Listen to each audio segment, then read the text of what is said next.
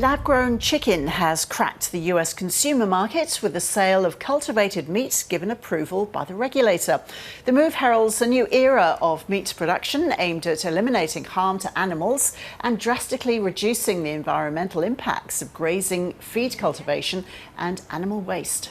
Often anything that's new, whether it's an electric car or it's ChatGPT, it feels strange, a little peculiar initially, but after a period of time, it becomes ubiquitous and boring, and that's eventually the path for cultivated meat.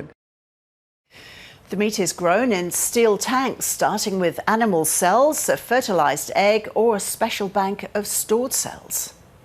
After 7 to 14 days, or a little longer, depending on what we're making, we harvest the cells, and then we can make it into any meat product that you love. So it could be a chicken fillet, it could be a hamburger, a hot dog, it could be pretty much anything that you can think of.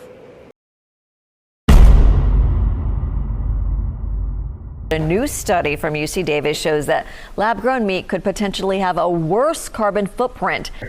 Much of this risk is that, if we're using production methods typical of the pharmaceutical industry, it requires really resource-intensive ingredients to grow this material than if we grow it in sort of a food production environment.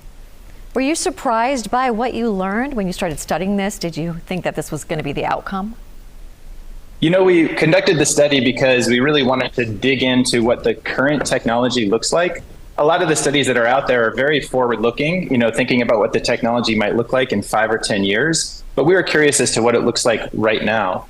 And again, our results sort of showed that there could be a risk of it being worse than animal agriculture. But we ran a number of scenarios, and in some scenarios, it did perform better than animal agriculture. So the study overall isn't really an endorsement of one or the other. It's just a sort of a cautionary tale that if we don't track this information carefully, we might end up in a situation where we're producing something that actually is worse for the environment.